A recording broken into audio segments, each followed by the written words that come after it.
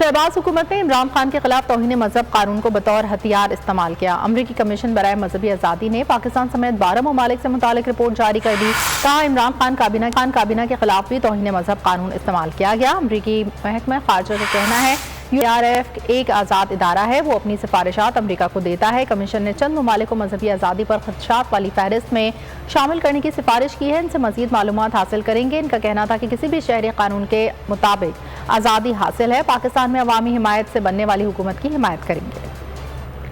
हवाए नफ्स की है हुक्मरानी, लुटेरा कर रहा है पासबानी। बोल न्यूज के मार्केटिंग हेड आकाश राम ताहा लापता, तफ्तीशी इदारे जवाब देने से कासिर। अहले खाना परेशान, बेटे की जुदाई में माँ गम से निढाल। जो बच्चो हिंदू हुआ पर आए थे जो को पाकिस्तानी, मुझे मेहरबानी करे पंहिंजो आकाश वापस कयो। अमरीकी सेनेट में कांग्रेसमैन की आकाश राम के अगवा के खिलाफ पुरजोर मुजम्मत। And I, of course, have been concerned about some of the terrible disappearances, some of the abuses of human rights in Pakistan.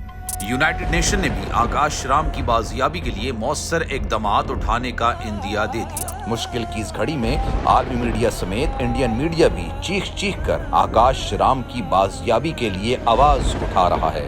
आलमी सहाफती तंजीम और इंसानी हुकूक की आलमी तंजीमों की भी आकाश राम के अगवा की मुजम्मत। उफ क्या जुल्म है, बोल इंसाफ का मुंतजिर।